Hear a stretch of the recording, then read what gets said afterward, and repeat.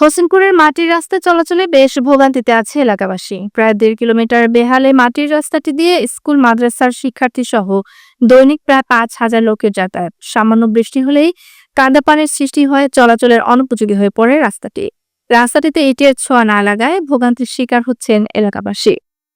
মাহফুজ রাজার প্রতিবেদনে থাকছে বিস্তারিত।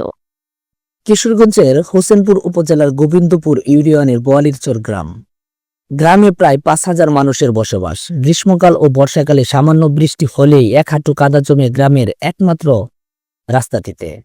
তখন যানবাহন তো দূরের কথা, হেঁটে চলাচলও বিপজ্জনক হয়ে পড়ে। একটু বৃষ্টি হলেই সমস্যায় পড়ে শিক্ষার্থী ও বয়স্করা। দীর্ঘদিন ধরে সড়কটি পাকা করার দাবি জানিয়ে আসছেন এলাকাবাসী। সরেজমিনে দেখা যায় গোবিন্দপুর হাইস্কুল সংলগ্ন আলাদিন মেকানিকের দোকানের সামনে হতে জামির হোসেনের বাড়ি হয়ে ফকিরবাড়ি এলজিডি রাস্তা পর্যন্ত প্রায় ১.৫ কিলোমিটার কাঁচা রাস্তায় এখনো কোনো উন্নয়নের ছোঁয়া লাগেনি। বিভিন্ন খানাখন্দে ভরপুর এই রাস্তায় একটু বৃষ্টি হলেই গর্তে পানি জমে প্রায় সময় বড় রকমের দুর্ঘটনার সৃষ্টি হয়। স্থানীয়রা জানান, বোয়ালিরচর গ্রাম ও আশপাশের বেশ কয়েকটি গ্রামের মানুষ চলাচল করে।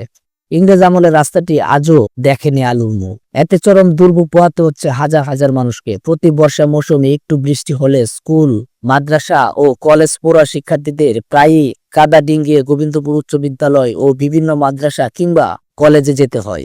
রাস্তাটি পাকাকরণের দাবি এখন গণদাবিতে পরিণত হয়েছে। এই রাস্তাটা কয়েক লাগাতালি হইব দিয়ে অনেক দিন থেকে আমরা শুনতাছি, আমরা শুরু থাকতে শুনতাছি। রাস্তা দিয়ে বাজারও যাইতাছি, অনেক দূর দূর হইলে মানুষ এই রাস্তা দিয়ে চলাচল করে। ২-৩ গ্রামের মানুষের গোবিন্দপুর ও গাংকাটিয়া বাজারে চলাচলের একমাত্র রাস্তা। তাছাড়াও বোয়ালিরচর গ্রামের কোমলমতি শিক্ষার্থীদের গোবিন্দপুর উচ্চ বিদ্যালয়ে যাওয়া আসার একমাত্র রাস্তা এটি।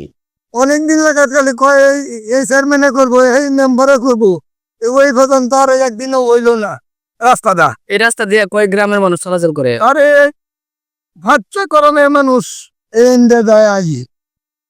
আচ্ছা, রাস্তাটার বয়স কত হইব? রাস্তার বয়স হয়েছে মেলা দিয়ে আমরা দেখছি সে দ্রুত সময়ের মধ্যে রাস্তার পাকাকরণের দাবি জানান তারা। তো তাকেই দেখতেছি রাস্তাটা এরকম, কিন্তু কেউ করে দিচ্ছেন না। স্থানীয় ৬ নং ওয়ার্ডের ইউপি সদস্য রেজাউল করিম রশিদ জানান, বোয়ালিরচর, উত্তর বোয়ালিরচর, মধ্য বোয়ালিরচর এবং দক্ষিণ বোয়ালিরচর এলাকার লোকজন চরম ভোগান্তিতে আছে রাস্তাটির জন্য। তাই তিনি সংশ্লিষ্ট কর্তৃপক্ষের কাছে রাস্তাটি দ্রুত পাকাকরণের জন্য জোর দাবি জানান।